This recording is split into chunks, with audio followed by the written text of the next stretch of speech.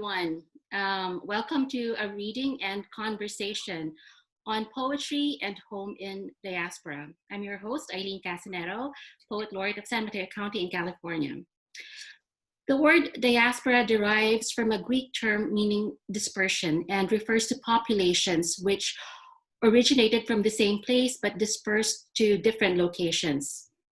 If making home in diaspora is about belonging, then it follows that there must also be instances of inclusion and exclusion for belonging to be a conscious and intentional action. Tonight, I'm honored to have as guests four of our most brilliant contemporary poets and scholars who are themselves members of diasporic communities here in the US. To those who have joined our Zoom meeting or those watching via Facebook Live, our reading will be in the form of a conversation. I have prepared questions for our guests to which they will respond directly or through a poem. But first, please allow me to share with you a little of their background. Coggin is a poet, author, and teaching artist living in the valley of a small mountain in Hot Springs National Park, Arkansas. She holds degrees in English, poetry, and creative writing from Texas A&M University. Her work appears in several journals, and she is the author of 3 full-length collections, PERISCOPE HEART, WINGSPAN, and INCANDESCENT, as well as a spoken word album called Silhouette. Her poetry has been nominated 3 times for the Pushcart Prize, as well as Bettering American Poetry 2015 and Best of the Net 2016 and 2018. Kai teaches an adult creative writing class called Words and Wine and is also a teaching artist with the Arkansas Arts Council and Arkansas Learning Through the Arts, specializing in bringing poetry and creative writing to youth around the state. She is also the host of the longest-running consecutive weekly open mic series in the country, Wednesday Night Poetry. Lee Herrick is the author of Scar and Flower, Gardening Secrets of the Dead, and This Many Miles from Desire. He is co-editor of the recently released The World I Leave You, Asian American Poets on Faith and Spirit. His poems appear widely in literary magazines, textbooks, and anthologies such as Indivisible, Poems of Social Justice. Here, Poems for the Planet with an Introduction by the Dalai Lama, California Fire and Water, and Dear America, Letters of Hope, Habitat, Defiance, and Democracy, among others. Born in Daejeon, Korea, and adopted to the United States at 10 months, he served as Fresno Poet Laureate from 2015 to 2017. He lives in Fresno, California, and teaches at Fresno City College and the MFA program at Sierra Nevada University. Dr. Persis Karim is the director of the Center for Iranian Diaspora Studies at San Francisco State University. She holds the Neda Nobari Endowed Chair and also teaches in the Department of Comparative Literature. The Center for Iranian Diaspora Studies, the first and only such center in the world, seeks to be an academic research center for the emerging field of Iranian diaspora studies and to work closely with the diaspora communities of the San Francisco Bay Area. She is contributing author and editor of Tremors, New Fiction by Iranian American Writers, Let Me Tell You Where I've Been, New Writing by Women of the Iranian Diaspora, and A World Between, Poems, Short Stories, and Essays by Iranian Americans. Born and raised in East Palo Alto in San Mateo County, Antonio Lopez received his BA in Global Cultural Studies and African American Studies from Duke University.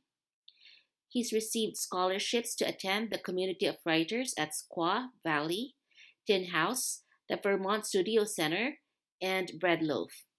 He is a proud member of the Macondo Writers Workshop and a Canto Mundo Fellow.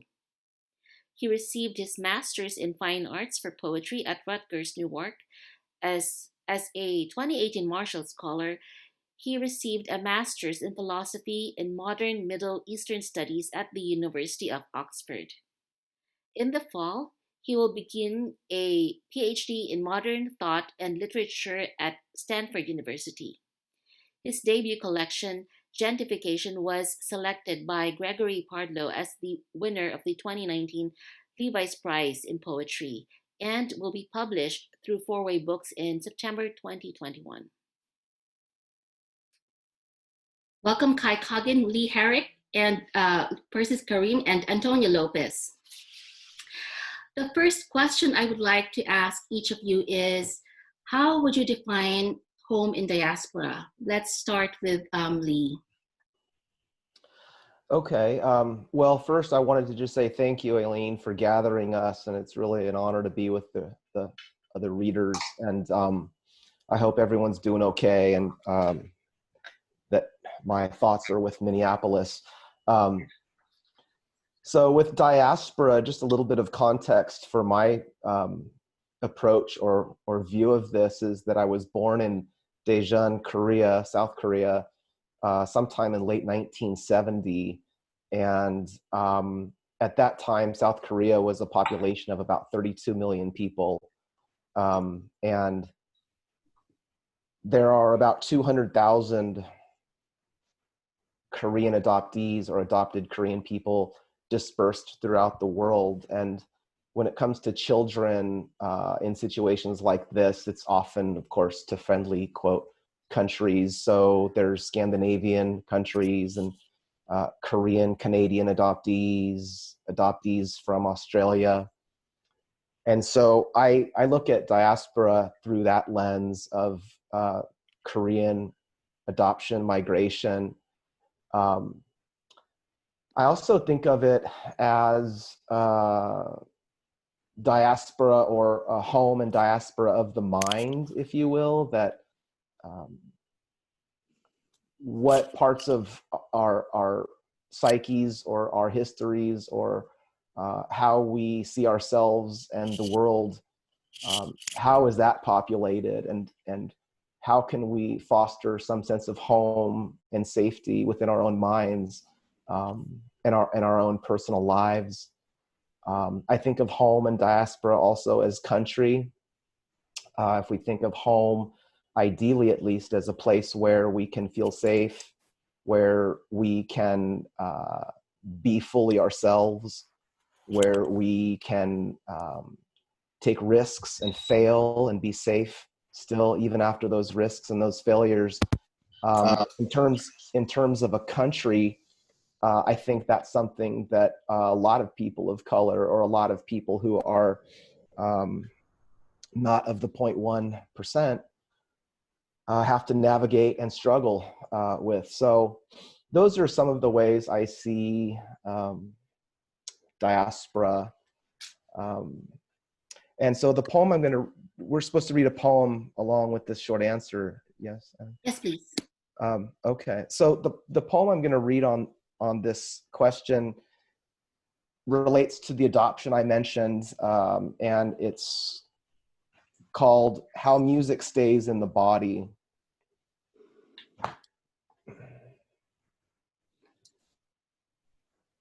How music stays in the body. Your body is a song called Birth or First Mother, a miracle that gave birth to another exquisite song. One song raises 3 boys with a white husband. One song fought an American war overseas. One song leapt from 14 stories high and like a dead bird shattered into the clouds. Most forgot the lyrics to their own bodies or decided to paint abstracts of mountains or moons in the shape of your face. I've been told mothers don't forget the body. I can't remember your face, the shape or story, or how you held me the day I was born, so I wrote 1,000 poems to survive. I want to sing with you in an open field, a simple room, or a quiet bar. I want to hear your opinions about angels. Truth is, angels drink too. Soju spilled on the halo, white wings sticky with gin, as if any mother could forget the music that left her. You should hear how loudly I sing now. I've become a ballad of wild dreams and coping mechanisms. I can breathe now through any fire. I imagine I got this from him, or you, my earthly inheritance, your arms, your sigh, your heavy song. I know all the lyrics. I know all the blood. I know why angels howl into the moonlight. Wow. Wow, That was beautiful. that is beautiful. Thank you, Lee. Kai? Thank you, Eileen, for inviting me tonight. And thank you so much, Lee. That was such a beautiful poem. And everything that you said about diaspora, I'm just going to piggyback of. I was born January 1st, 1980 in Bangkok, Thailand. My mother is Filipino. She was from a farm in the Philippines in Tarlac, in the village of Kalibungan. I still have family there that is farming rice at this very moment. My father was an American journalist with Time Magazine and the Associated Press. And they met in a post office in Hong Kong when my mother was an au pair for a rich white family. And they fell in love and they got married. So I was born there in Bangkok because my father was a speechwriter for the United Nations. And the things about diaspora and having to leave a homeland and assimilate and become new, it's usually grounded in a history of trauma, something that breaks the shell off of what you once were and you are planted somewhere else. So a lot of my identity and background from Thailand, I don't actually remember. I've formed memories in my mind, and the poem I'm going to share is called Bangkok. So I'm just going to go ahead and read that.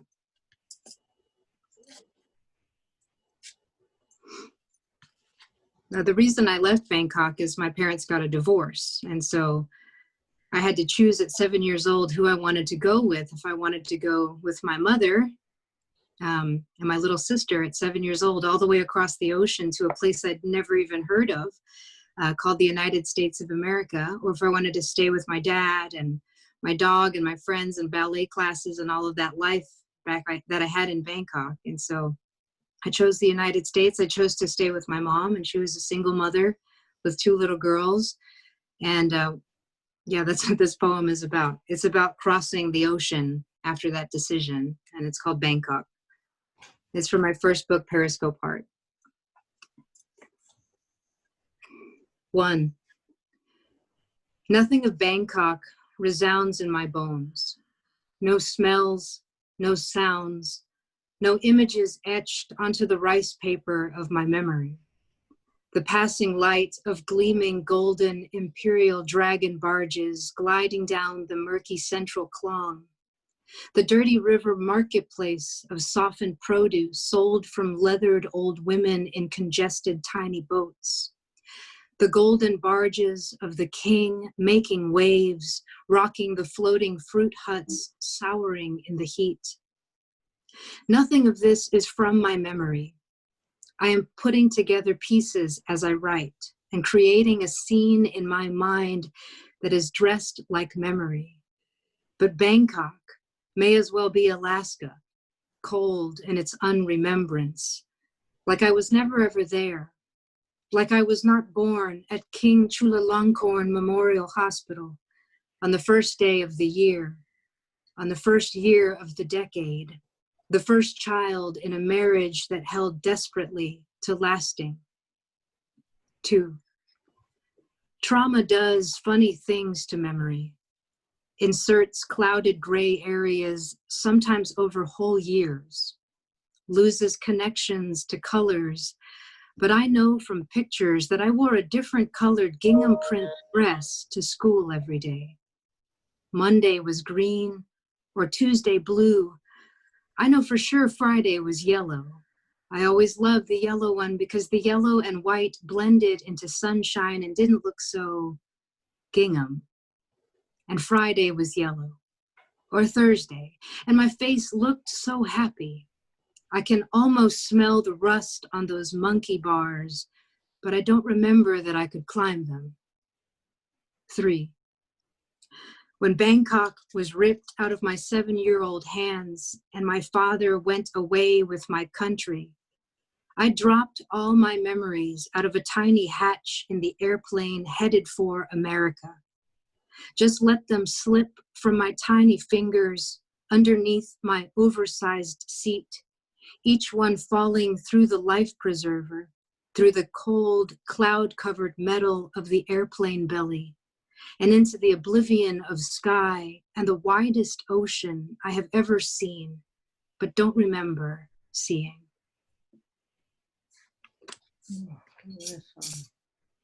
That is powerful. Thank you, Kai. Antonio? Yeah. Can everybody hear me, by the way? Yes. I just want to thank Eileen and everyone for being here and making this happen. And literally everyone here, I think with everything that's going on right now and so much movement and for worse or for better or just stability, I think back to gratitude, and I try to stay grounded in gratitude. So I'm grateful for everyone being here, first of all. In terms of home and diaspora, I think the easy biographical thing I want to say is that I'm the son of Mexican immigrants, and my father moved here in the mid-1980s, and my mom followed shortly after, and all these sort of the sort of factual side. But I think at the heart of, for me, I think of, funny enough, there's this old kind of cliche movie called Selena. It's like a remake of Selena, who was this famous Mexican-American singer in Texas, and she was played by Jennifer Lopez and all that. I'm not sure why I said that, but it was important. And so there's this very poignant scene, and I invite everyone to look back to it. And they're driving in the car, and Edward James almost like this plays the dad. They're having this back and forth of like she needs to learn Spanish, and she needs to, and like the importance of her speaking Spanish because she's trying to perform in Mexico. And they make this point, and he makes this point of like, people who are Japanese Americans, they have a relative in Japan and so forth, and Korean Americans and Italian Americans. And he says, but Mexican Americans, we have ours next door. And I think there's something that's very important about proximity, because all immigration is bidirectional, but I think for Mexicans in particular, just the sheer proximity of the border, of the country, of the influence, like people say cilantro instead of coriander in the US, like it's deeply part of like the culture and the imagination, Mexicanness, and not just Mexicanness, but all Central America, South America. So for me, making home is understanding and trying to understand that it's always been your home, and that it's always a labor to make it home. It's not like I inherited, or I was born and suddenly I learned Spanish and I learned how to write. Everything had to be almost handmade, hecho a mano. So I think of poetry in that same capacity. And so that being said, the poem I'm going to read for you today is called Triptych of the Adobe Kata Army. And I'm sure if you think back to your middle school social studies, you learn about the Emperor Qi, the first emperor of ancient China. He had this, when he was buried, he had this big army. And, I remember as a kid seeing these impressive warriors, and they were all rusted, and they were, guarding him to the grave. And so I thought, what if I took that idea, right, this ancient history, and I thought of, my own community as kind of warriors in a way, working with history and ruins in ways that I'll explain. The poem will kind of unveil. So the poem is called Triptych of the Adobe Kata Army. And last thing I'll say is that a triptych is an art historical term that refers to, and don't quiz me on it, I'm not, perfectly attuned to this, but basically the idea is that you have three pieces of a historical kind of, painting or a sculpture or a stained glass, how would have you, very religious in nature, iconographic, it could be of Jesus or of saints. And so each kind of portrait shows a different side of the story. And so I'm using that same historical term but in a poetry perspective. So the poem is called Triptych of the Adobe Cutter Army, and the subtitle is East Palo Alto circa 2000 AD. My fingers are desperate to unearth the ruins of my countrymen, only to find a Tesla on the second floor of our apartments, now a parking garage. The Amazon logo smirks above me like a biblical cloud. Out here, hooded saints tore the covenant of earthly silence, passed out zigzag leaflets to preach the gospel of skin. Whirling dervishes in long white tees bum rushed me at a bautizo, pressed against my lips a cholo's chalice, my chest flushed. At watching boys bronze into adobe cata, a driveway floodlight, the barrio's moon casted their bodies as they placed bets against the armors they carried. A fist tucked inside a hoodie, his knuckles spelling the names of ex-lovers, each a letter tatted with a rustic clip, cocked belt buckle whose colors shouted to the block who he fucks with, until asphalt swallows him again, and Maria's no mourn Jesus outside a sagging fence, wreath his chain link with lit candles, cardboard signs saying, "We miss you," streamers without the heated balloon that promised flight. Consider the clothesline as a bandolier, slung over ruined soldiers, whose uniformes still clung onto apartment balconies. Quien cedieron sus tierras to raise the wrinkled flags of blusas and neon vests. Consider this Aztec sacrifice. A father offers an empire, his daily flesh, kneels on the melted tar of its tongue, winces as the body turned legal tender, all to nurse the newborn with this vision, una vida mejor. And so father cradled my head inside asphalt, prayed for our right to simply wait. Wow. Thank you, Gorgeous. Antoine. Wow. Thank you. Persis? Yeah, hi. Wow. I'm like so emotional right now after hearing all three of your poems. So thank you. And thank you to Eileen for bringing us together. I'm so impressed by all you're doing with your poet laureateship in the time of COVID-19. And thank you for making it possible for us to be in conversation. I also want to thank all of you because we had some preliminary emails before tonight, talking a little bit over email about what diaspora means to us. And I was very moved by what erupted inside of me, which is thinking about my mother, who was an immigrant from France, and my father, who was an immigrant from Iran. And they both came here sort of accidentally after World War II. They both lived through an occupation in their respective countries and came here, I think, not intending to stay, but intending to get away. And then they ended up having 6 children. And when we were sort of exchanging emails, what came up for me was the idea of dispersal and seeds. And I also just want to say I love everyone's biography because that they in some ways reflect some of what I feel about diaspora, is that it's a wide open tent where lots of people belong. And in fact, it's the antithesis of some notion of purity. So I'm going to read you a poem that is about my mother and the influence she had on me. And I think in some ways it speaks to my feelings about the idea of dispersal. I find myself as a middle-aged woman often mimicking behavior of my mother that used to embarrass me terribly as a child. And you'll see from that poem. So this is called The Seed Collector's Daughter. And I just wrote this on Monday, so it's my first time reading it. The Seed Collector's Daughter, for Evelyn, my mother. She didn't seem to notice how the squash seeds on the counter took over. They were the first to invade the area around the kitchen sink.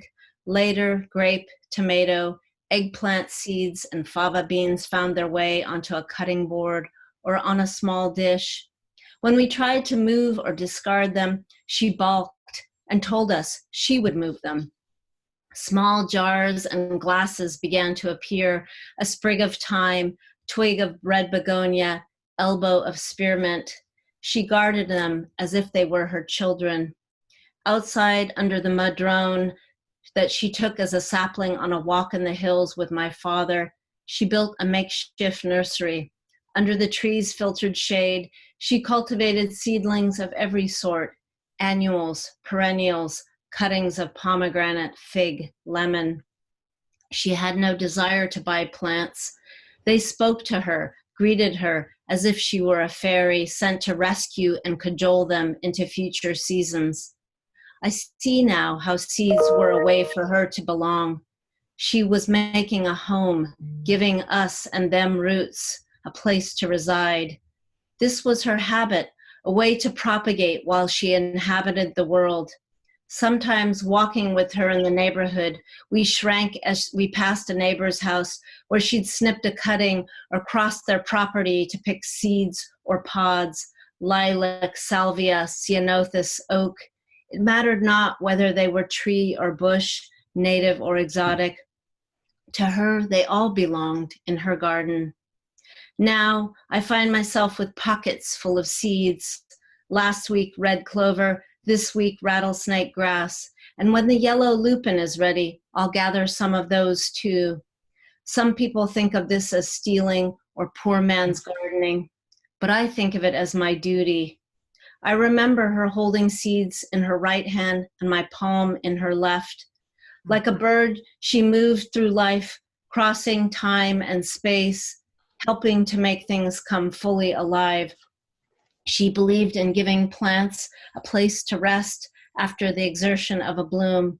She understood the hard seed of hope that must realize its possibility. I know this need, this desire to cultivate beginnings. I am that seed collector's daughter. Thank you. That's So good. beautiful. Thank you, Persis.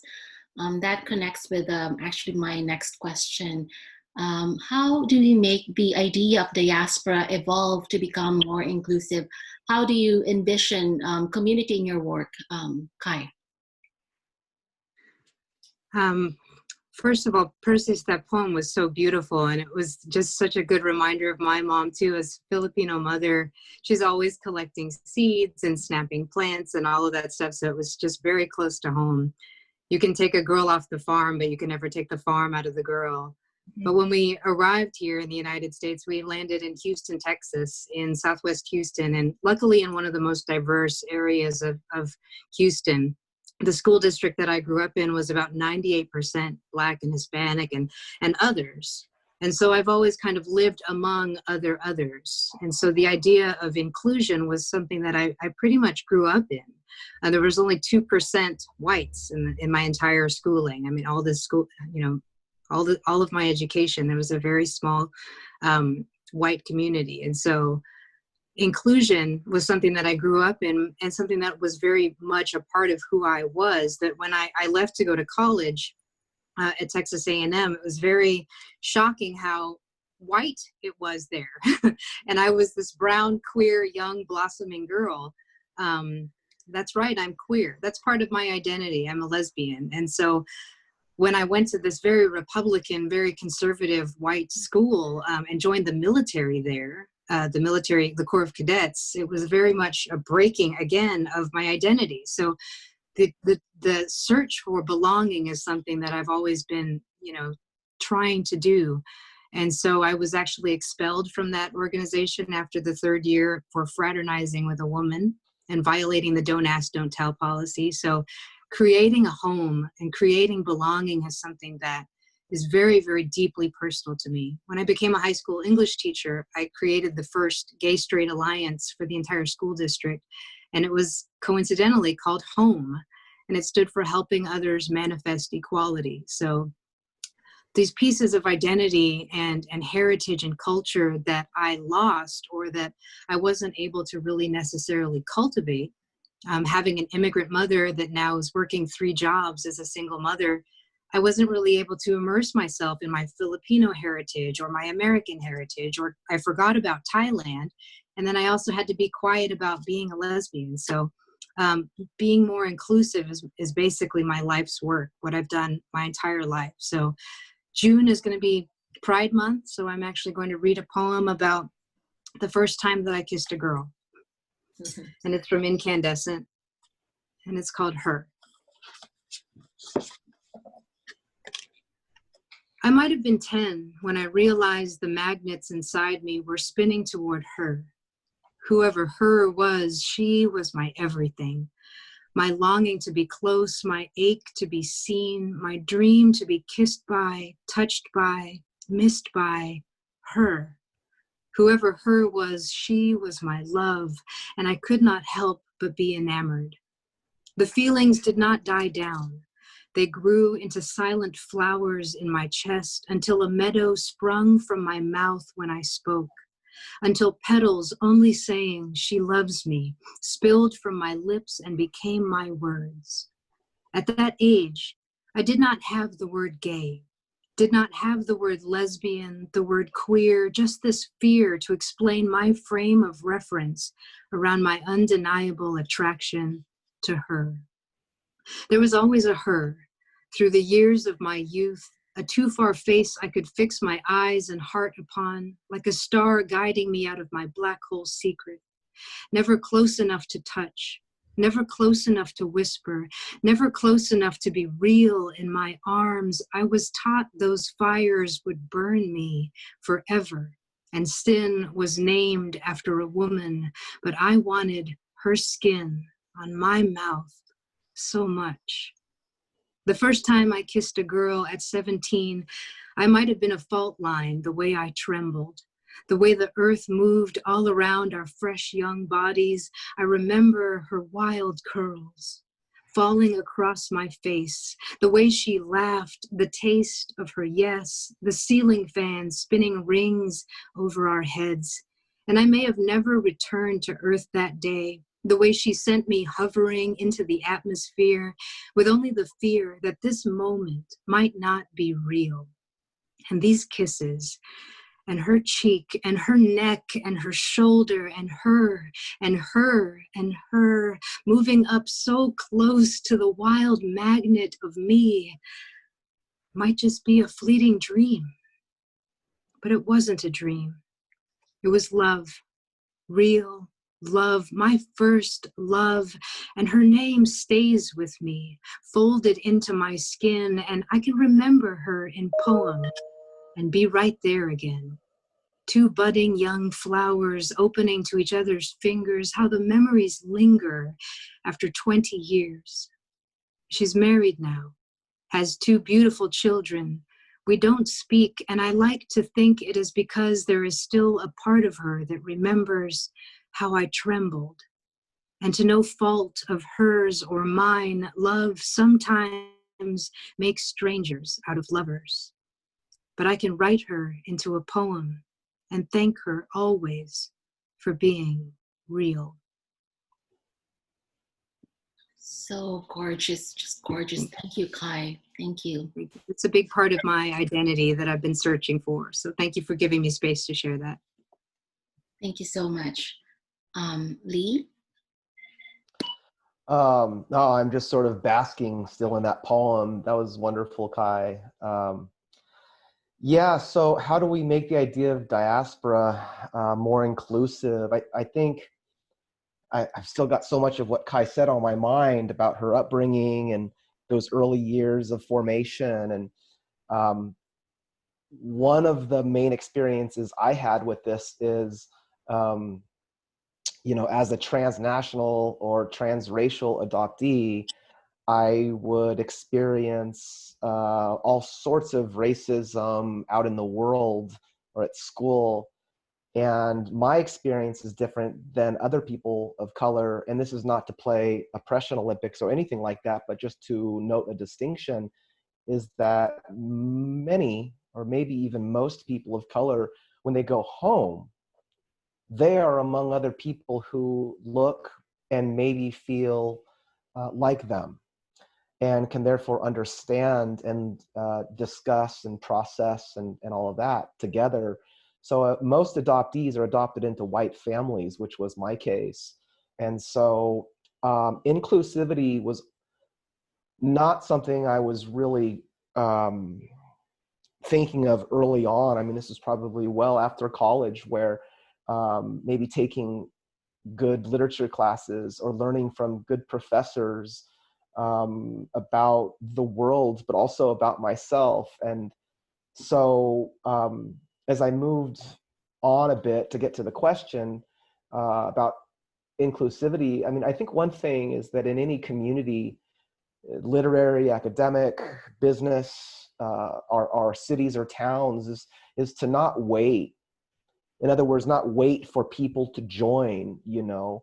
Why don't we have any LGBTQ membership on this board? Well, inclusivity ought to require some kind of proactive measures. And so I think that's one thing we can do to be mindful. You know, for example, in Fresno, there are over 90 languages spoken.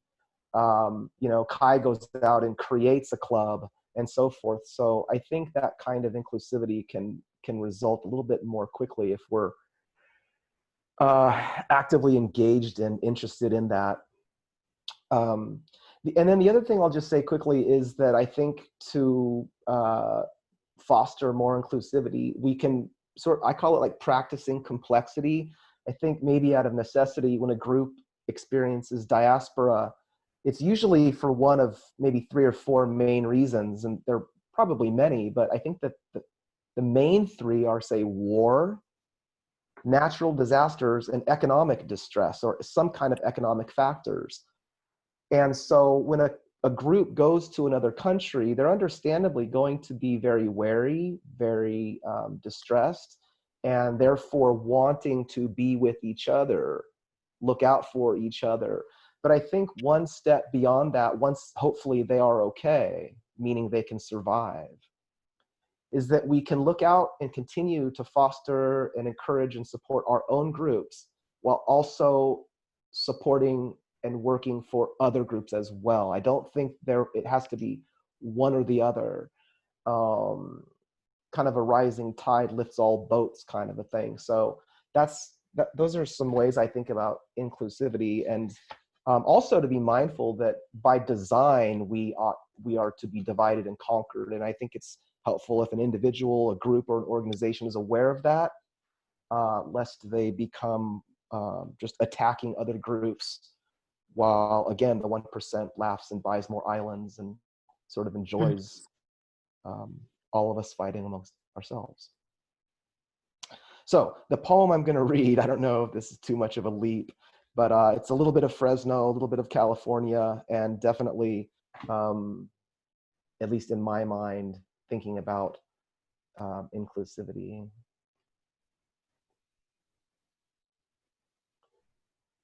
My California. Here, an olive votive keeps the sunset lit. The Korean 20-somethings talk about hyphens, graduate school, and good pot. A group of 4 at a window table in Carpinteria discuss the quality of wines in Napa Valley versus Lodi. Here, in my California, the streets remember the Chicano poet whose songs still bank off Fresno's beer-soaked gutters and almond trees in partial blossom. Here, in my California, we fish out long noodles from the pho with such accuracy, you'd know we'd done this before. Mm-hmm. In Fresno, the bullets tire of themselves and begin to pray 5 times a day. In Fresno, we hope for less of the police state and more of a state of grace. In my California, you can watch the sun go down like in your California, on the ledge of the pregnant 22nd century, the one with a bounty of peaches and grapes, red onions and the good salsa, wine and japchae. Here in my California, paperbacks are free. Farmers markets are 24 hours a day and always packed. The trees and water have no nails in them. The priests eat well, the homeless eat well. Here in my California, everywhere is Chinatown, everywhere is K-Town, everywhere is Armenia Town, everywhere a little Italy, less Confederacy, no internment in the valley, better history texts for the juniors. In my California, free sounds and free touch, free questions, free answers, free songs from parents and poets, those hopeful bodies of light. Wow, that state of grace is just so vivid. Thank you, Lee. Thank you. That's actually one of my favorite poems of yours. Next is Persis. I'm going to make a little plug for an effort that I'm making to be more inclusive in the work that I'm doing at the Center for Iranian Diaspora Studies. And that is that Iranian culture tends to be full of taboos, including not talking about things like gay people, and pretending that there isn't a problem when there is a problem. So on June 20th, we're hosting a reading with LGBTQAI authors.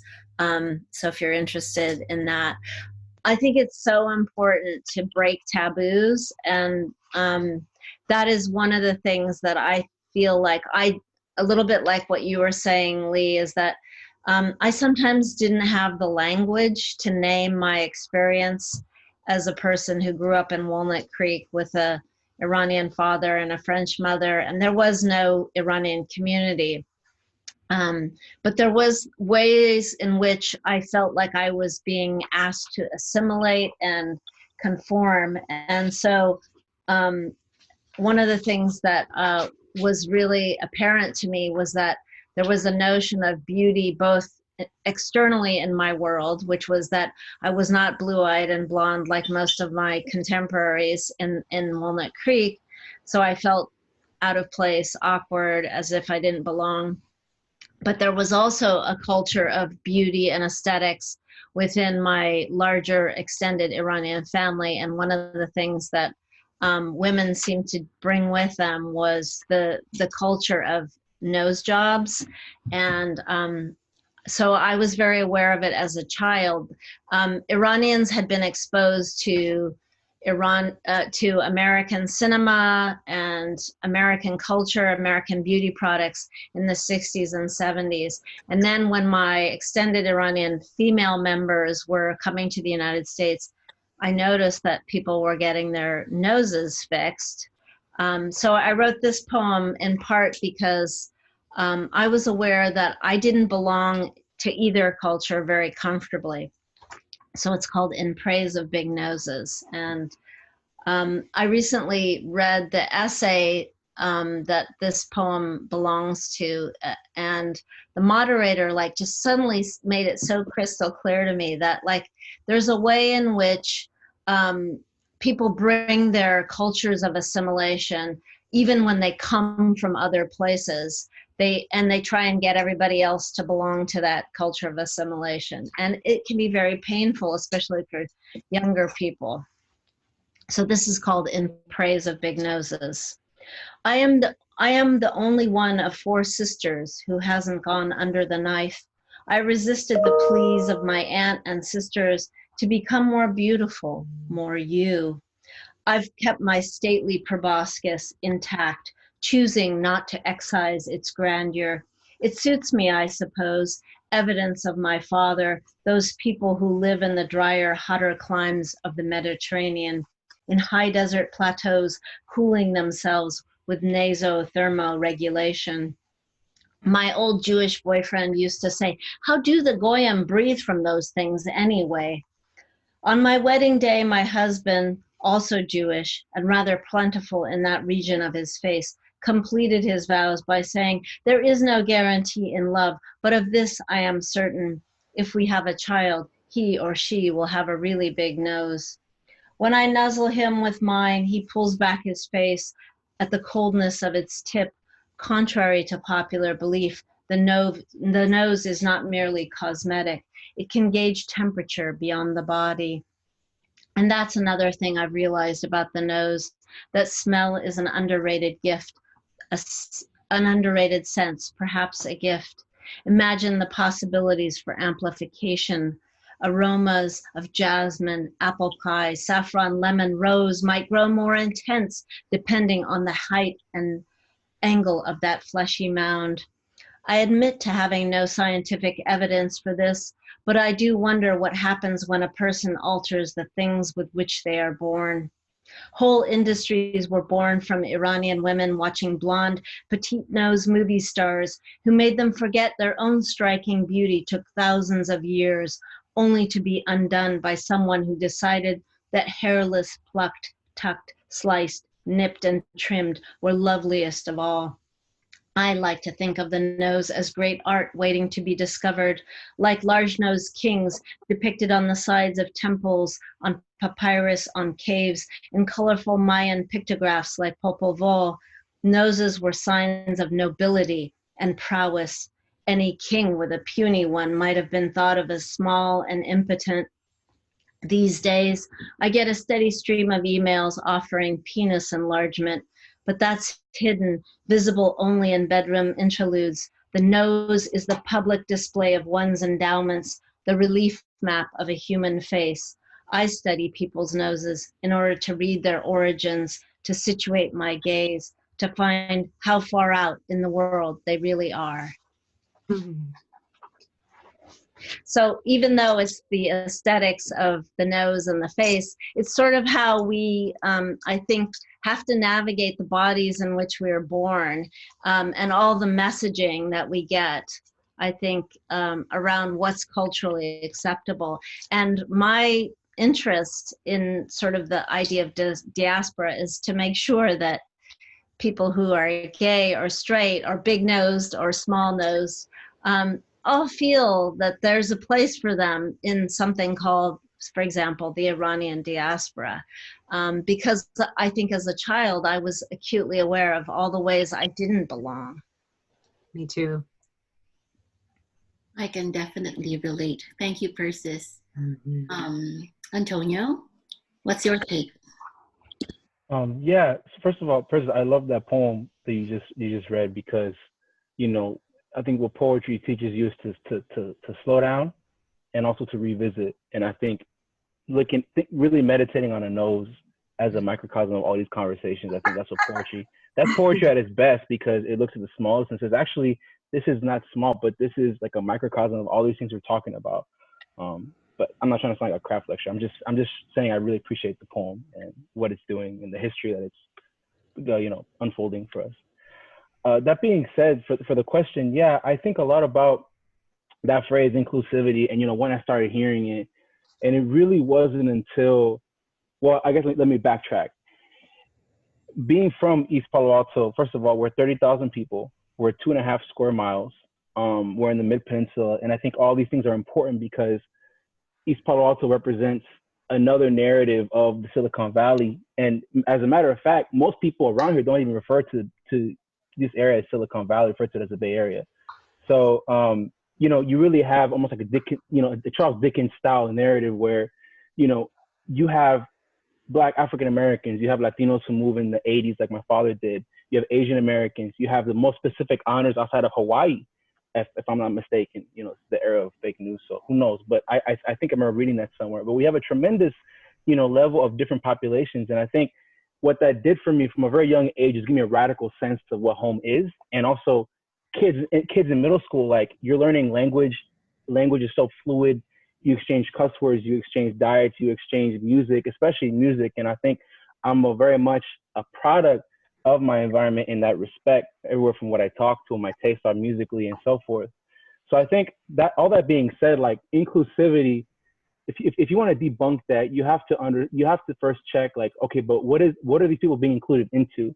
Because if you think about the United States or even California alone, like, there's San Rafael, San Gabriel, San Jose, Los Angeles, like, people, I forget what a word actually means because white folks pronounce it like Corte de Madera. I'm like, what is that? Oh, Corte de Madera, that's what it is. So I think you have to understand that where you're sitting is native land, the Ohlonies, and then it became African American land, and then it became Latino land, and then it became Pacific Islander land, and then it became white folks land, and then it's a cycle.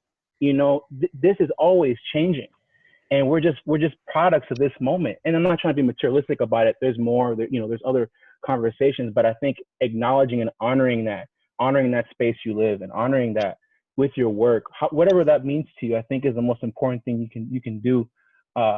And using your platform, whatever platform you have, whether you're, from being a CEO to having a blog to people listen to you more, just letting other people speak whose stories have not been told, whether that's money, whether that's here, whatever that means to you, but using your privilege. And I include people of color in this as well, because just because we're Latino or just because we're gay, just because doesn't mean that we also have other privileges that we're invoking. And so always being uncomfortable enough to think who's not in the conversation, and really insisting on, I don't got it right all the way. This is just one story, For instance, like Latinidad, right? Like the thing about Mexicanness is that it's the optics of immigration. Even though there's Indian immigrants, Filipino immigrants, Chinese immigrants, like we're the face of immigration, for better and for worse. And so I think people have a sense of what Mexicanness is because it's the headlines, but also as a poet, as a Chicano poet, I have to be mindful of who are the people inhabiting my poems, and how do I position them? How do I honor them? How do I go beyond stereotype? Or if I'm doing using stereotype, I'm using it in different ways to make a commentary on myself or that sort of thing. But I think being intentional is important. So that being said, I'm going to read you a poem called Sideshow. And sideshows, in the 2000s, there was this thing called the hyphy movement, which is this really, at least in the Bay, was tremendous hip hop influence. Many artists from Oakland and Vallejo, so Kick the Sneak, E40, very much Black American music was pumping through East Palo Alto, Oakland, other parts of the Silicon Valley that were low income, working class, were creating this music. And it was very much almost like funk, like, they call it the hyphy movement. So I'm going to read to you a poem that is, the image is in the freeways and turnpikes of Oakland. You had these shows where people would get their cars and would do donuts and do all these different tricks with their vehicles. And it was like this kind of hot spot at night. It was illicit. There was a lot of noise, and so there's narratives of kind of like hoodlums or shaky, dodgy activity that I'm playing with in the poem. So the poem is called Sideshow, and it's after Dennis Smith and E40. And on his day off, God said, "Shake them dreads." Bolts rain from braided crowns, and this is the first time I hear thunder. Count the Mississippis, like PBS said, the fresh to death disciples that flint the black top with dabs, lightning hands that make Clacius blush. And after using up all his sick days, the Lord chants, "Go stupid." Miguel hands me a Four Loko. I sniff the Dixie's lip when homeboy yells, "Andale, bruh." The pulque drips down my nostrils, and under this freeway bridge, I vision when he first met his feather headdress for a Raiders lid. And after not even showing up to work, the most high blast, "Now watch him swing." Apostles snatch my hairless arms, summon me to two-step atop a Toyota from the hood, car and kid Jekyll into stainless gamblers, betting whose chassis will first cave in from the stops of Tim's and a 12's boot. And after putting up his 2 weeks, God throws that slap back, ghost rides the whip. And my heart thumps with that good shit. I confess to an OG, I'm tripping, rogue. It's Father Darius from Mount Olive, AME. He quotes a verse from the book of Friday. Oh man, that's just the chronic. Fine honeys latch onto butterfly doors. The black Chevy in front of me screeches at the scent of burnt tires and 4-inch pumps. And on his last day, God MCs the whole damn thing. Now gas, brake, dip, dip. Little man slide through, riding on these scraper bikes because the sky was taken. And after that, God don't remember shit. But DeAndre recorded the rest. Supposedly, Jesus grabbed the rest of the fifth, climbed an AC Transit, Oakland's tallest Sinai, and straight dissed his old man. Tell me when to go. Thank you for that, Antonio. That was powerful. Thank you so much. Our paths as members of a diaspora and as partners in the struggle for equal rights are intertwined. On Monday, George Floyd, an unarmed man, died while being restrained by police officers in Minneapolis. Can you please share with us your response or your community's response to the death of George Floyd?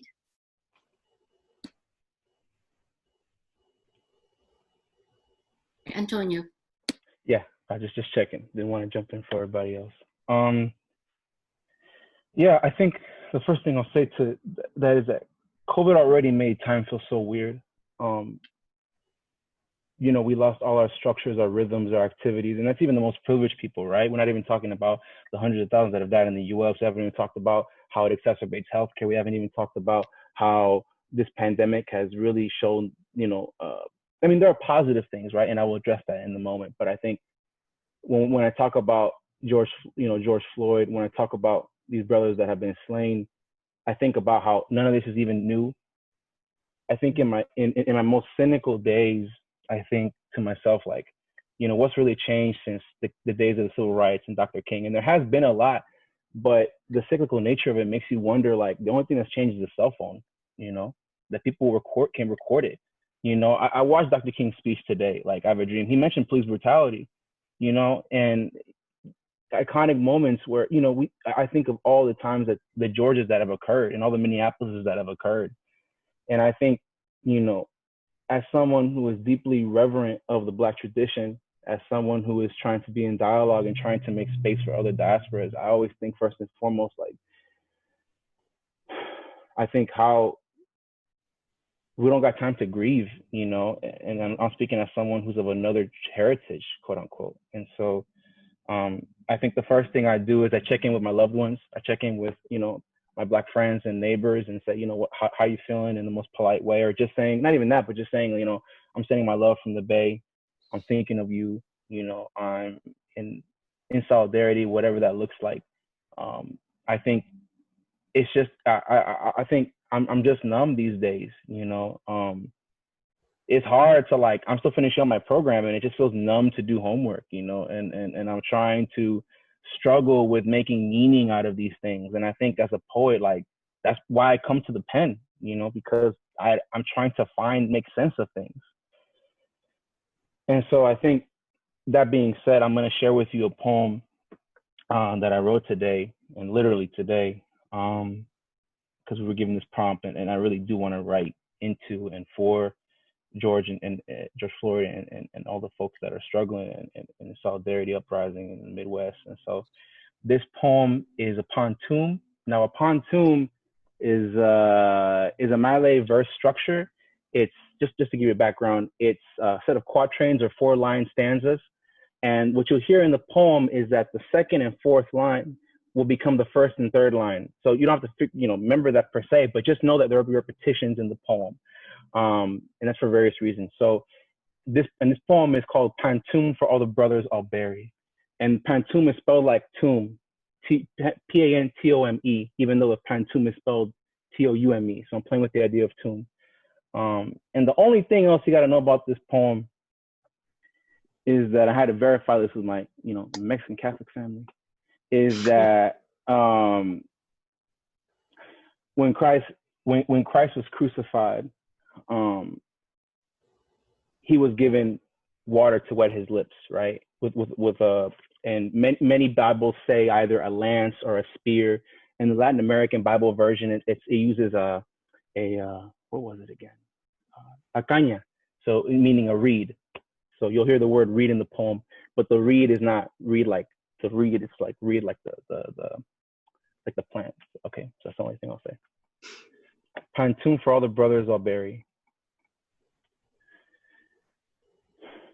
A father takes off his sombrero as he kneels before a temple, its floor cold and bleeding through pants, his eyes closed.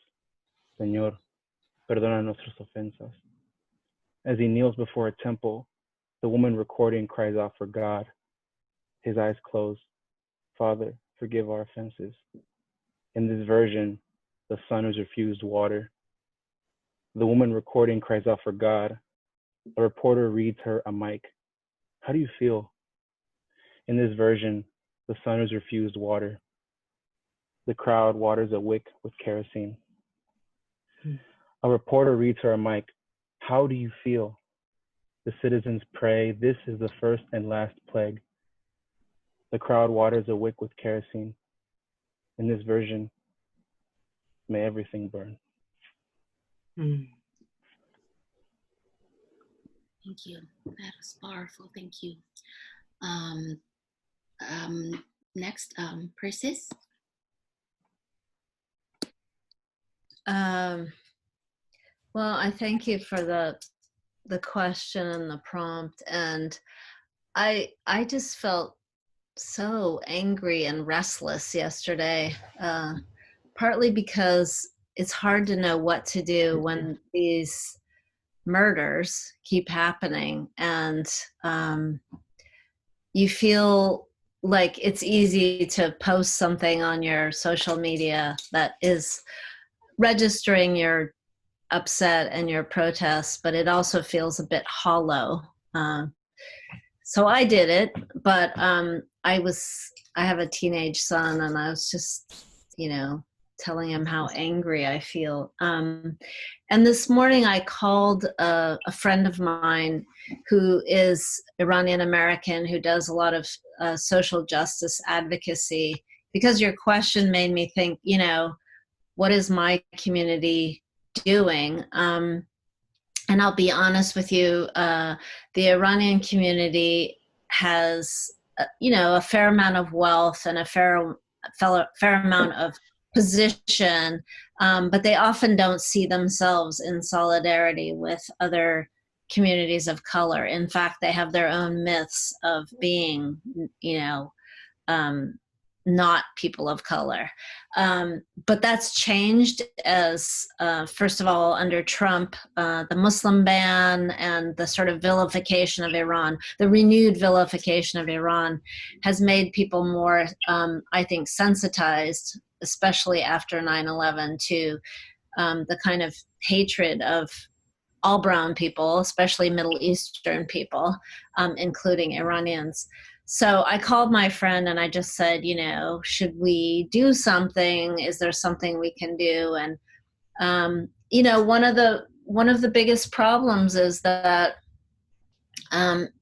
people in the Iranian community in particular, I think, have spent so much energy trying to assimilate and feel okay about themselves in the midst of the vilification of Iran that they sometimes don't even think about other people and their plight and the ways in which we are deeply connected. The story of immigration and assimilation and vilification and racism are so deeply embedded in all of these communities. And I, when I was talking to my friend this morning, I said, it's funny because when Trump ordered the assassination of Soleimani on January 2nd of this year, which started the shittiness of this year for me, it really brought up this idea that, like, when states can conduct this kind of violence, unmitigated violence, and draw on these deep narratives of hatred and racism, it makes it so easy for people to find ways to think, oh, you know what, that was a bad guy, right? And I think that's how, in some ways, these narratives about everybody, but especially of Black people, is so deeply embedded in this deep white supremacist hatred of Black people and Black bodies and Black men's bodies, that somebody will find a way to say, for example, well, he was caught with a $20 bill, counterfeit $20 bill, and then it gets sidelined by these other things that are going on. And my son just told me today that they had a discussion in his high school class, and the teacher asked the question about, oh, did you know that they were looting? And I said, fuck that, fuck the looting. That shouldn't even be a question of what we're talking about. But I think that's like we get uncomfortable with the reaction of anger and rage at these events. So I feel like, you know, for me, it's this feeling like I want to do something constructive with my rage and anger, because I feel like it really is about, it could be any one of us. It could be any Black, brown, or Asian person. And certainly the COVID crisis also brought that specter of anti-Asian hatred also alive. And one of the things that I feel I am always drawn to is the idea of what happens here is also happening simultaneously everywhere else in the world, and it's state violence in the form of warfare. And so I'm just going to read you a very short poem that I wrote after the events in Ferguson, when Michael Brown was killed by the police. Because I think one of the things that we are short-sighted about understanding is that form of state violence, and I think that's what it is, state murder or whatever, is happening on a scale everywhere in the world right now, in Afghanistan, in Iraq, in Syria, and that we have a tendency to not see that as that those are poles of the same problem. So this I wrote also because at the same time that Ferguson, the events in Ferguson were taking place after Michael Brown's death, the Israelis invaded Gaza for, I think, the third time in 2 or 3 years. And we tend to forget about the Palestinians and what they're enduring as sort of a similar kind of silence that is met over and over again. So this is called I Go Black. I go black in black times. Gaza and Ferguson torque my soul too tight to know what kind of bombs will quell what we know. What we know is not real in the language of dismissal. What we know is not, unless justified, in black nights and black days of Gaza and Ferguson. Short but sweet. That needed to be said. Thank you, Persis.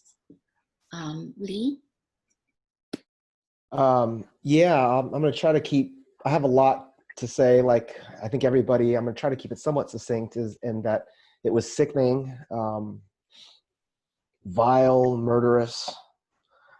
And I too, like Persis, try to keep this in an historical and even a global context.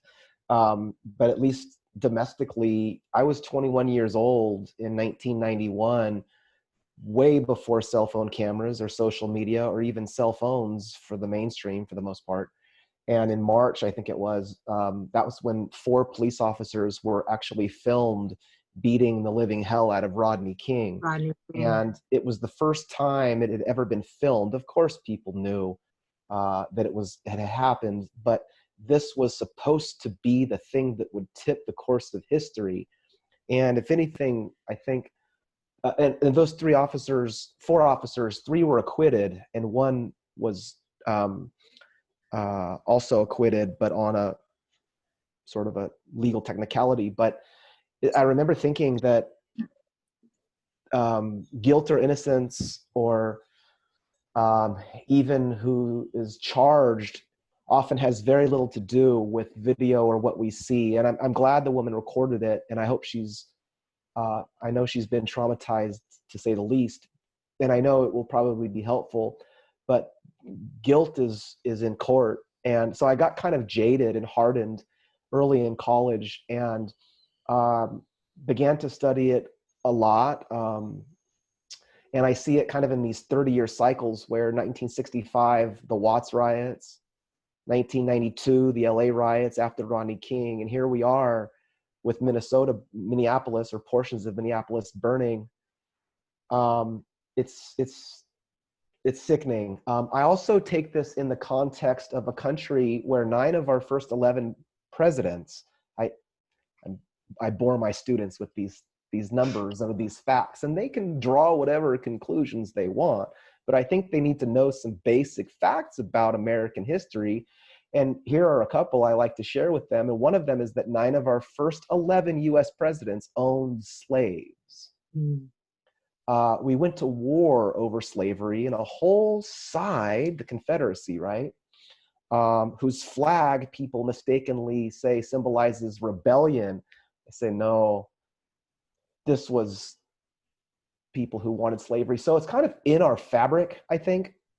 Another thing I think of is that I think the people who want this to end, this is just my feeling, greatly underestimate the sheer apathy of a whole lot of people. As outraged as we are, I think it's mindful, study the art of war or any other basic conflict or military text. Study a sports NBA team. They never take an opponent lightly. They study and respect their opponent, even if they don't like them. I think the left, or whatever you want to call it, greatly underestimate the depths of how little a lot of, let's say, white or comfortable people of color, how little some people really care about this issue. And I think understanding that for me is a starting point. It's not pleasant. It doesn't make us feel better. But I think as far as I'm concerned, I think that's a big part of it. It's sickening. I hope they spend their lives in prison. So anyway, I'm going to read a poem called What I Hear When I Hear You in My Head. My latest book is called Scar and Flower, and I wrote it over about a 4-year period around 2014, 2015. And 2014 is when I think someone mentioned, Persis mentioned Michael Brown, that was in Ferguson, and Eric Garner was choked to death by Daniel Pantaleo in New York. Tamir Rice was 12 years old, killed. So this poem has all of those people in mind. What I hear when I hear you in my head is the little whisper, the aggregate sorrow, the father's heavy weeping as the son's heavy weeping. What I hear is your artistic response after the massacre, the family of clasped hands, black hands, brown hands, a small child whose brother never had a chance, who holds her father's tearful face and says, "Your eyes are like the moon," is what I hear when I hear you in my head this evening, your laughter like tiny harps. I hear your fatigue as another way to say deprivation. I hear recount, retally. A retaliation is what I hear when I hear you in my head, is the grace, the charm, the dead, the boy, the dead boy, the boy who died because of the fear, the forest in the other man's heart, the gun. The heartbreak is the sound I hear when I hear you in my head, is how we each sigh with distinction, where fatigue meets fire, where we wake and wonder if we all go out to a field tonight and sit by a fire, say the most honest thing you've ever said in your life. Would any dead boy or girl reappear? Not like a mirage, but reappear.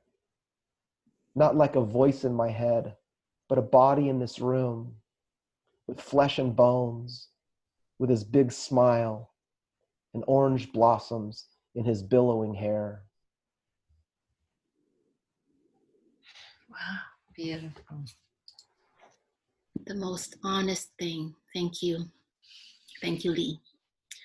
Kai? The first thing that I did when I saw the Facebook post on Monday, it was very early Monday morning, is I texted my sister. She's a Black woman. She's my sister in terms of we're poets, we're warriors, we're sisters in a deep spiritual way. Her name is Crystal C. Mercer. She's the daughter of Christopher Mercer, who was a civil rights attorney here in Little Rock, Arkansas, that helped 9 in the desegregation movement of the civil rights movement. Very famous civil rights attorney. The first thing I did was I texted her. I said, and she morning, I said, don't look on Facebook. Don't look on Facebook. And she said, I already saw it. The first thing I did was reach out to her because I wanted to shield her. I didn't want her to see the video of George Floyd dying in our newsfeed, of him getting, getting kneeled on his neck by that cop. So my first instinct is always to try to protect, but we can't really protect each other anymore, especially in this time of separation. It's so hard. But that was my first instinct, was to run to her, to try to shield her. So instead I turned and I gave her space to grieve. And I host the longest running weekly consecutive open mic series in the country, Wednesday Night Poetry. And since COVID-19, it's gone virtual. And I've had many amazing poets join us. The Poet Laureate joined us, Jane Hirschfield joined us, Naomi Shihab Nye, Ada Limon, so many amazing poets, and you're all invited. Antonio was with us last night. But what I did was I gave Crystal space. I gave her a wide lane to grieve and to speak her piece and to share her rage and her anger and her sadness. And she featured for us last night. So that's something that I do in my community, in my poetry community, as the host of Wednesday Night Poetry. Now, you all are in California, a very blue, very liberated and free, beautiful state. I live in Arkansas. Don't ask me why. I moved from Houston to Arkansas with my partner Joanne in 2012. And Lee, those Confederate flags that you talk about, they're right at the end of our Central Avenue. Right when the tourists come into town, they flap wildly in the wind and show all of their hate. So as a brown queer woman in this state, and as a pretty vocal poet with a platform, I feel like a stone that has been dropped into a pond that ripples out. And I go into any space that I can, and I use my voice. I use my platform. I give my voice to voices that are not heard. So experiences that happen, or when Trayvon Martin was killed, when Sandra Bland was killed, when Philando Castile was killed, when Tamir Rice was killed, and Freddie, and on and on and on. I wrote poems for them. And every Wednesday at our open mic, I went up to that microphone in a crowd in Arkansas, and I read those poems about Black boys dying and about police brutality. And I read those poems, and sometimes I was afraid to read those poems, but I read them anyway. And that's how we can stand up for each other, with the power of our pens. The pen is mightier than the sword. We all know that. But when we use it for good, when we use it for light, when we use it to bring awareness and justice into our communities, sometimes that's the only power that we have, the only power that we wield. And we have to be conscious of that power that we have. I don't like to incite violence. I like to always bring hope. But sometimes hope is so hard to find with all of these killings, with all of these murders. So the Minneapolis riots that occurred last night, the fires, the fact that George Floyd's last words were mama, were begging for his mama, and that he couldn't breathe.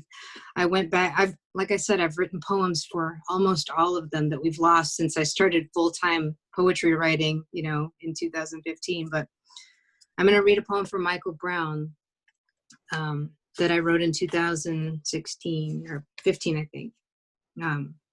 14, I'm sorry. This is called Black Boy Down from Michael Brown.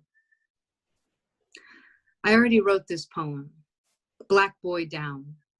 Officer heavy trigger finger, I don't want to see the sun shine through the holes you left in his body. Black Boy Down. I don't have the right to write this poem. I got pulled over last week for a tail light out and expired tags. Never did I think I would get shot. Never did I think my life would be over. Never did I think I was public enemy number one. Never did the fear of being my own shade of light brown come into play. I did not get frisked or even patted down. I didn't even get a ticket. What is the difference in my life over someone else's? I am numb from this. Can't read any more details. Can't find peace in the aftermath. Can't find a glimmer of hope this time. Black boy down. Not really understanding the depths of my privilege, but learning, wanting to learn the meaning of passing through life without carrying the fear of seeing a cop on the street who might kill me. It's unfathomable to me, but why isn't it unfathomable to everyone else? Black boy down. 10 shots through his young black boy skin. He was going to start college last Monday, literally. His first day of school became the day the riots swelled on the streets of Ferguson, Missouri, smoke rising from fires and looting, the rage of a people wavering on the precipice of peaceful protest, and let's burn this motherfucking city down. Black boy down. Black boy down, Michael Brown, young Mike Brown, brown boy, black boy, never going to be a black man, black son, black life taken before it ever began. I already wrote this poem. His name was Trayvon, but I don't really own the words. Black boy down. This fear is not mine, but I feel it. This rage is not mine, but it seethes in my gut. This roaring noise rising from candlelight vigils, waking me from the blindness of privilege to see a mother's blank, broken eyes crying for her baby boy down. Baby boy down. So as a ripple, I go into the schools also. I just need to say that as the person that I am and the spirit that I am and the justice that I crave, I go into these Arkansas schools as a teaching artist in poetry. And I taught 3,500 little kids in this state poetry last year. And I subtly imbue them with these touches of justice and against discrimination and hope and togetherness. And so whatever ripple you can make in that lake of humanity that is still and that is chaotic sometimes, be that stone, make those ripples. Thank you. Thank you, Kai. What a mighty platform. Thank you. Thank you all for your compassion and expressions of concrete action. In closing, I'd like to ask each of you to share a final poem to carry with us as we end tonight's event. Please let us know also if you have any forthcoming books or events. Let's start with Persis.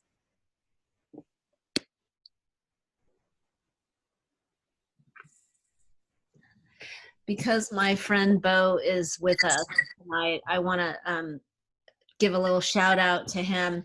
Bo Beausoleil, if you don't know him, is a mighty force in San Francisco. He organized the first events around the Mutanabi Street bombing in Iraq in March 2005, which was a car bomb that destroyed the street of the booksellers, and was part of the long and prolonged and still ongoing pain of the Iraqi people with the US occupation, and of course the unleashing of state violence along with all kinds of sectarian violence, and now the violence of organized groups vying for power. Bo organized this reading, and out of it has come a multitude of wonderful global projects recognizing the close intersection between the attack on culture and artists, and in particular in the Middle East. I don't have to tell any of you this, but what the Middle East has experienced in the last 50, 60 years under U.S. foreign policy has, basically been a sustained war against people and culture. And Iraq is sort of one of the epicenters. Of course, Afghanistan is the other, and Iran is always looming as a potential target. And of course, in January, we had that experience. So I'm going to read the poem that's in this collection called Al-Mutanabi Street Starts Here. Poets and writers respond to the March 5th, 2007 bombing of Baghdad's Street of the Booksellers. I got the date wrong. It's 2007. I think it's so easy for us to forget about places like Afghanistan, Iraq, Syria, because somebody in this country takes up so much oxygen with his stupidity that the media isn't even reporting about places like Yemen and Syria anymore. But for me, they're symbols of how much suffering our country has unleashed on a region. And it will take generations for people to recover from those kinds of traumas, never mind the fact that their cities and countries and infrastructures have been destroyed, not only by actual warfare, but by things like sanctions, which is what Iran is experiencing. These prolonged years of sanctions have really destroyed the Iranian economy, and people are suffering under COVID there. They can't get medicines because of the sanctions. People can't travel to see their family and friends. So it's a bleak picture. So I'm going to read a kind of sad poem called Ways to Count the Dead. And it was prompted by a class that I taught when I was at San Jose State. It was a composition class, and I decided to use the U.S. invasion of Iraq. And it was one of the first reports about how many casualties, civilian casualties there were. So I had the students look at the report. I printed it out. It had the names of people, their ages, the dates, and where they were killed. And one of the students said what is in this epigraph. Keeping track of the Iraqi death toll isn't the job of the United States, a student said. And besides, how would we count the dead? Take their limbs strewn about the streets, multiply by 1,001. Ask everyone in Baghdad who has lost a brother, cousin, sister, child, to speak their name in a recorder. Go to every school, stand at the front of the class, take roll. For every empty desk, at least 2 dead. Find every shop that sells cigarettes. Ask how many more cartons they've sold this year. Go to the bus station and buy 10 tickets. Offer them free to anyone who wants to leave. Go see the coffin maker. Ask how much cedar and pine he's ordered this month. The dead don't require much. They don't speak in numbers or tongues. They lie silent, waiting to be counted. Thank you. Thank you. Powerful. Thank you, Persis. Kai? Why don't you go ahead, Antonio? Okay. Yeah, I can do that. Kai, I look forward to hearing what you have to say. So my first book's coming up through 4-Way Books. I guess I should just say that right now, and I'm really excited before I go into my first project, because being able to make my debut in the poetry world, it's such a small world, and yet to be able to share words with people, and there's something so romantic and yet so real and grounding about that project. And so I guess the forthcoming future, just being able to share that work and getting ready to send poems out in the world to create hype and anticipation for that book, which is very important to me.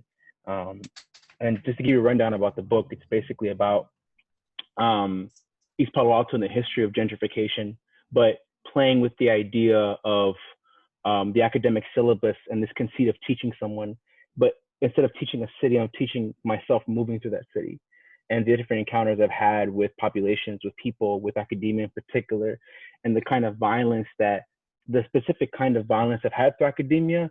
There have been obviously beautiful benefits to it, and I'm a product of those institutions and particularly my mentors, but complicating this immigrant idea of like, I made it because I have these wonderful universities to my name, because I have these awards, accolades, and so forth. I think complicating that and showing the struggles that I had to do to get there.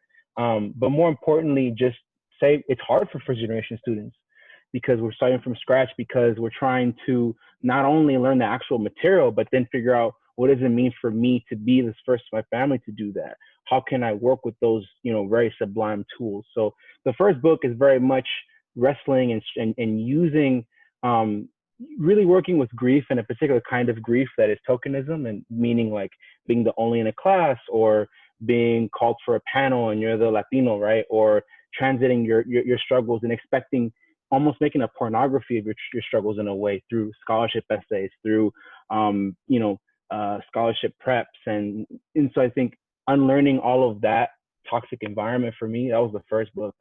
And now I'm really excited to say that what I'm doing these days is I'm working on this long epic, like literally like Odysseus long epic. So one single poem that I call Catalog of Unabashed Scholarship. So it's still very much wrestling with academy, but the difference is it's a history of a city, almost like ancient Greece, and you have this character, this Orphean-like character who's navigating through realms. He has his father carrying him to different, places. And I think what's most important about this book is that I'm trying to center joy in a Ross Gay kind of sense. He's a Black poet who is, what I love him so much is that people ask him, how can you write joy in a time like this? And he flips it and he says, how can you not write about joy in a time like this? And I think people of color, Black people, what I want to end with is we can still laugh in our poems. We can still celebrate and sing in our poems. There is room to do all these things. And so right now, my poetics is, I want to treat my poetry like a dinner table where everybody can eat, any community, and there's room to gossip, there's room to laugh, there's room to cry, there's room to do everything there is to be. And so that being said, I'm going to read to you just a section of the book. And so the only thing you have to know is pretty early on in the book. The only thing you have to know is that the speaker has this dream of a bird, and he's in the middle of a dream, and a bird is carrying him through, and we're in England, right? Because I'm talking about my time that I spent in England. And the speaker is in England in the middle of this poetry event, this very fancy schmancy poetry event in London in the South Bank Centre. And the prize in particular called the Forward Prize. So the speaker is attending this very kind of like, high refined poetry event, and he's mingling, and he's made it, so to speak. And so now we're intervening in that. So you hear a lot of poets that I'm mentioning in the poem. Catalog of Unabashed Scholarship. Oregon, we out here in pinche Londres, living our best fucking lives. Flocking the mezzanine to hear Ilya's warble cries against fascism in a city of money, in a country of money, like a vaudeville act. The BSL interpreter on stage molts into a conductor. How gorgeous a fusillade looks in his arms. And at the interim, I spend my last tenor I spend my last tenor on Kaminsky's Republic, record my last poem for a girl who whisks through the tunnels of New York City. And dear friends, do please mind your step whilst inside this underground of my mid-20s, where I've hurried between train platforms and messy relationships, 3 years of a bachelor degree, and mastering the art of balancing 3 glasses of Pinot Grigio, and being this close to not buying the bottle thanks to the primaria problems inside stuffy school portables and warehouses, with Theos learning how to carry the one of a unit price thanks to Juan and Luis and you, Costco executive card, lauded symbol of Mexican middle class. And thank you, Lloyd's Bank, thy painless dangle of contactless. And thank you, bartender at the South Bank, for kindly offering me a tray to carry these glasses. But as I return to my seat, I can only think of your wrists, Apa, waiting tables for decades inside the candlelit halls of Palo Alto. So at 43, a president can place the pale laurel of his arm over your shoulder. Your boy has tremendous potential. He should apply here. How that night we spoke of the lush of lyres and fountains whose mouths gushed at the gape of lip, of grapes full-bellied and glistening on polished wood. And dear listeners, aren't I Orpheus of sons, eager to have left the realm of blood and crypt and climb up to the land of the living, swapping songs for shillings? Am I not lured by the light of applause of auditoriums like this one, Queen Elizabeth Hall, where the usher hands me a pamphlet, the faces of Ilya and Jay and Mary Jean adorning its gloss? I approach the door and pause at the prospect that I can no longer look back, at the flutter who every year shed their skin over a field of grass, the blade shooting past ankles, shackled and branded with a fresh swish. How swarms of boys would race toward the hoodies buried 6 feet apart and scream under a blistering sun, "God!" Should they have snuck the globe, stitched and bloated, past the guard, chosen because among us he was the heaviest and therefore the least moved. Oh, how I yearn to witness again the kaleidoscope of khakis bursting from tan bark, the demolished bones of 3 brothers' taqueria, where Ma whispered to the cook a strange spell, "Síeme," and from foil would unfurl a cow's tongue, carved and chucked inside the greedy vaults of teeth, her children's, yelling to the flaps of corn dangling from lip. To hear the buzzing of flea markets where my nest of Nestors and Martins cocked over sunken crates and sung of fruit. Pásenle, pásenle, señoras y señores, aquí tenemos su rica deliciosa, and here is where I learned the name of each living thing, jicama, mamey, guanábana, that the right bird song can pull a finch from pocket. As crowds of carpenter pants, painters' overalls, maniquí jeans, dug deep inside within themselves to unearth a fistful of crisp leaves, those smelly ones with the pictures of men with funny hair. At the threshold of the auditorium door, I at last turn around and see the vanish of my father. He wears a diamond vest, its breast pocket stuffed with cook orders. There's ink on his ear from the pen that's perched there all evening. Oh, Heron, boatman of rivers, of the Styx, of the Acheron, and the Rio Bravo, and the Suchiate, and now the Thames, who los mojados call El Coyote, and who I call father, driving me to the border of realms, bidding me adios, literally to God, with a sting of stubble of my cheek as he grazes it with a freshly bladed mouth. He asks, as he always does, pero ahora en inglés, my son, are you sure you have everything? Thank you. Thank you. Thank you, Antonio. Kai, are you ready? Me okay? Yes? Okay. So I've been spending, sorry, I'm having technical difficulties, everyone. It's not your fault, Eileen. My phone was dying. Okay. I've been spending my time mostly curating Wednesday night poetry since we've been in isolation. We've been doing it for 11 weeks now. But Wednesday night poetry has actually been going on for 1,635 weeks in a row consecutively without ever missing a single week. And so it's a legacy that I take very seriously when I became the host at year 30. So I've been hosting for 1.5 years, and when we went into isolation, I just didn't want to let that streak go. So I asked all my Wednesday night poets to send me poems, and it ended up being this beautiful community. So the second week of isolation, I opened it up to everybody, anybody, poets anywhere could send in a video, and each week it's grown into this really beautiful organic space where we, not on Zoom, because obviously I'm not a good Zoomer, but on Facebook, we communicate with each other and comment, and you can watch it in your own time, and everyone doesn't have to be there at the same time. So it's a neat thing that just ripples how it does naturally and organically. So I've been spending most of my time and energy focused on that. The U.S. Poet Laureate Joy Harjo featured for us, and Jane Hirschfield featured for us, and Naomi Shiabnai, Ada Limon, Maggie Smith. We've had some amazing features. Antonio was with us last night. So if you want to be a part of it, just check out Wednesday Night Poetry and send me a poem. Going back to the first question of home in diaspora, finding home and finding community and finding a place that I could really finally settle into myself and my identity really has a lot to do with the woman that I love. And her name is Joanne. And we've been together for 12 years, and we live in Arkansas. We live in this beautiful little valley, and it feels like we're the only people in the world sometimes when we're here at home.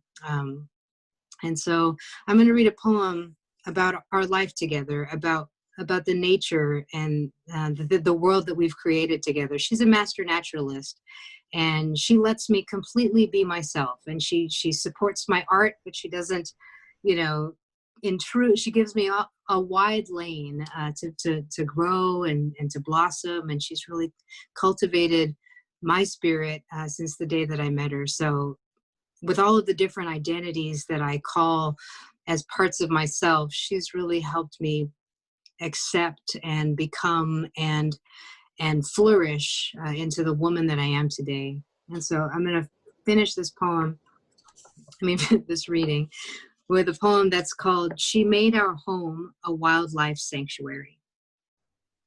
I notice I never mix up fresh batches of sugar water for the hummingbirds. I never toss more bird seed into the numerous feeders. I never plant and water green things to root and burrow into bloom.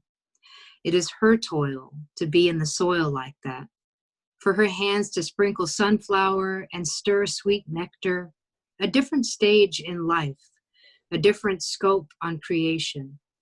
Her labor is for all the wild things, all the growing. Last week, our house became a certified registered wildlife habitat. She even sent in approval applications to the National Wildlife Federation to name our home a safe space, a haven for hooves and wings.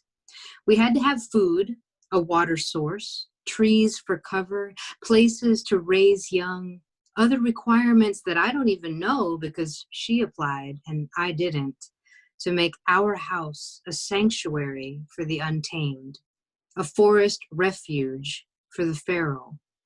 And her labor is for the unprotected, for the innocent. The fleeing deer drink from our lake, eat soft grasses from our fields.